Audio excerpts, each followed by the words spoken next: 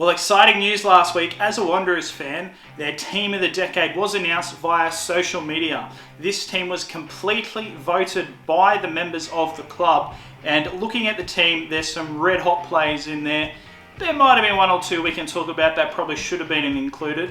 So let's get into this. Before I get into it, I want to say a big thank you on behalf of Samuel and I for the amount of subscribers and views we've been getting in the past couple of weeks and month. We're getting so close to 350 subscribers, and what we would really love is to crack that by the start of the season next month and to also try and push towards 400 subscribers.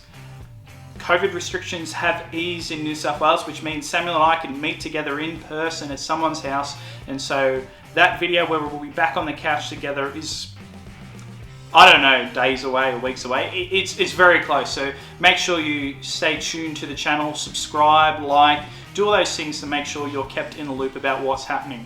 Well, we're going to go through the team now. I'm going to start with probably the most obvious choice at goalkeeper. It's Ante Covic. As most Mad Wanderers supporters will know, Ante Covic was one of our inaugural members back in that first season 10 years ago. And boy, didn't he just have an absolutely amazing game in that Champions League final, particularly that second leg over in Saudi Arabia. Man, he just saved I remember watching that game live in the morning. It must have been about 4 in the morning, the kickoff, and I'm just thinking, far out. Like, we've been absolutely dominated. Everything's against us. The fans, the lasers, the spitting from some of those dirty Saudi Arabian players, but we just kept slogging away, and it was Ante Covic saving shot after shot.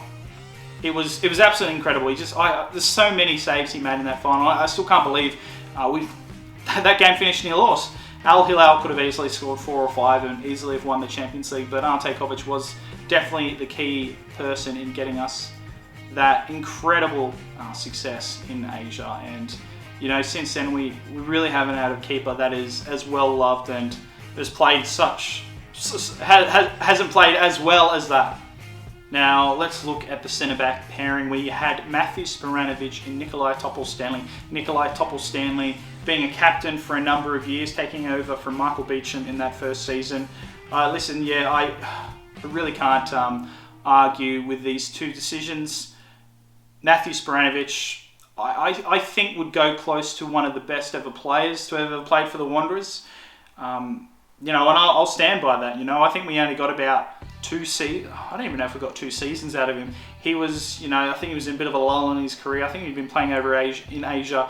He came back to Australia and was just so crucial in that back line as we made a run to the grand final, which ultimately we lost to Brisbane. And Nikolai Topol-Stanley, he's been an absolute warhorse. He's been around for years now.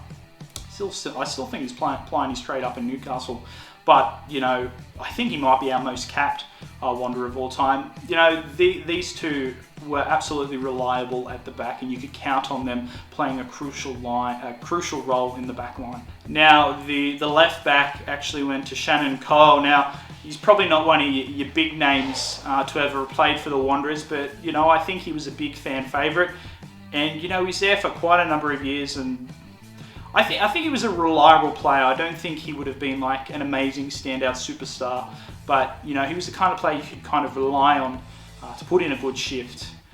I definitely remember his free kick against Sydney FC, the third derby of the first season, probably being a particular highlight of his performances. We've got the right back position that's been taken up by Jerome Pollins, and you can't really argue with that either.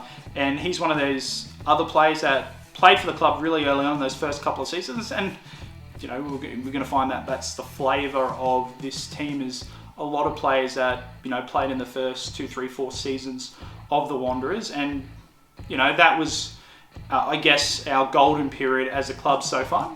Hopefully 2021-22 might kickstart a bit of a revival, but when we have our best performances as a club in the first few years, you're bound to find a few more players from those earlier years.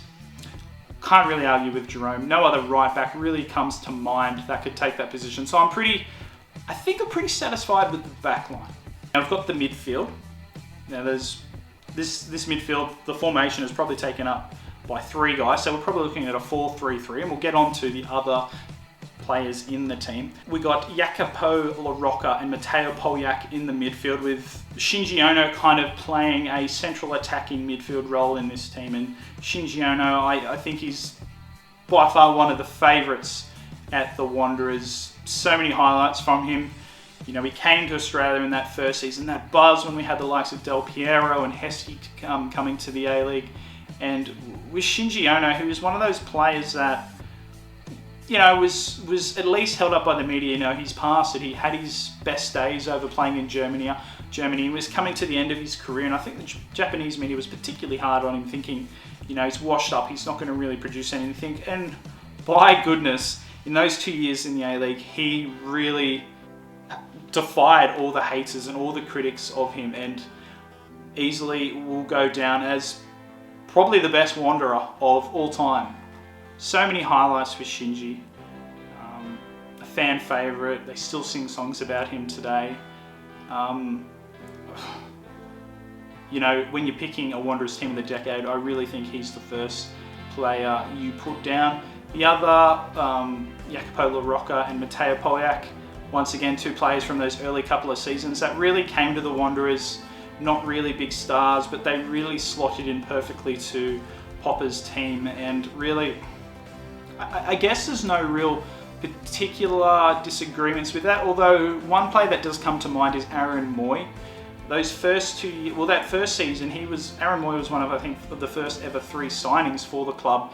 He'd come back from Scotland. His career wasn't really progressing. He kind of came back to Australia for a restart, and he played really well in that midfield. That second season was when he was really starting to hit his stride.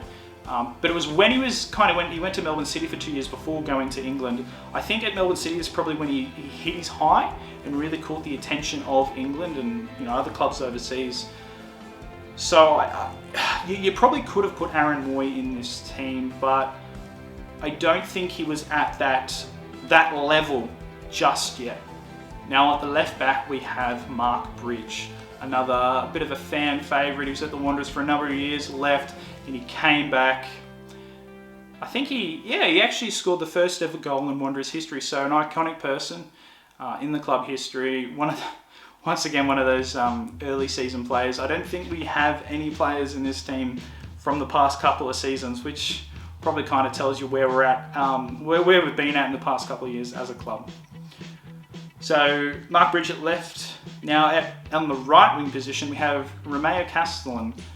I think when he first came to the club, I wasn't super impressed, and it took a while for him to really get going. And I really remember probably his best game he played for us was in that crazy semi-final when we were 3-0 down against Brisbane Roar, and he scored a hat-trick, I think, helping us win that game incredibly 5-4. One player I think that probably should have got a look in was probably Yusuf Hersey. Played those first 2 seasons at the club, and in that first season I don't think he lost a game, and when he got sent off in that semi-final against Brisbane Roar in that first season, I think that's probably particularly what could have went a long way for us losing that grand final, because he was such a crucial cog to Popper's team at that time. And we got a second season out of him before he went to Perth and tried to go to Central Coast, but visa issues. So I think Yusuf Hersey definitely probably should have had a look in with one of those wing positions. Probably could have maybe have made the right wing position. But remember, this team is voted by the fans. And at the end of the day, the fans are the ones that have watched the team for the past decade and, you know, clearly thought Romeo was a better option at right. Now up front, when he was there, I think he probably would have been one of my favourite players. He would have been my favourite player, Brenton Santalab. One thing I liked about Brenton Santalab was his passion for the Wanderers. You know, he loved pulling on the jersey for us. He loved representing the region where he grew up, and he really wore his heart on the sleeve when playing for the Wanderers. I think I can at least remember twice he scored the only goal in 1-0 wins in the Sydney Derby. You know, he's the kind of guy that the Wanderers need right now. Someone that's really passionate for the club. And we had someone like Mitch Duke who was really passionate for the club, but he's gone on to other things right now. This is probably actually one of the positions that, being more loved by the fans, probably got him in. I don't think he's the best striker we've ever had. I actually think it's the Spaniard, Oriol Riera. I think he's I think he's the best striker we ever had, and this is probably I said probably a lot. I think this is the position that I disagree with the most. I think Oriol Riera copped a lot of slack at some periods, and I'm not quite sure because he had a really good turnover in terms of goals. So he was my vote for the striker. Even though I love Santo, I think he was probably one of my favourite players. But I think just in terms of being able to score goals, being an absolute poacher, Oriol Riera was your man. So he could have, for me, taken that position and probably should have taken that position. And definitely would be an honourable mention if I was picking the team. When the team was actually announced, I don't think we announced a coach, because I think we all know it's obvious who the coach has been in the past decade. It's definitely Tony Popovic, who led us to 3 grand finals, and obviously the big one, the Asian Champions League, one of the greatest sporting achievements of any football club in this country across all football codes. And I'll stand by that. So yeah, any Wanderers fans out there or non-Wanderers fans, let us know what you think of this team in the comments. Was there any player that you thought probably should have been in the team? Or have the fans got this one right? Is this a pretty solid team? Once again, thanks for tuning in to the episode. Make sure you leave a like, comment, subscribe please if you did enjoy the content. We do hope you did. But we're not too far off an episode, Samuel and I together on the couch. It's no longer illegal to meet on a couch, so make sure you tune in for that episode.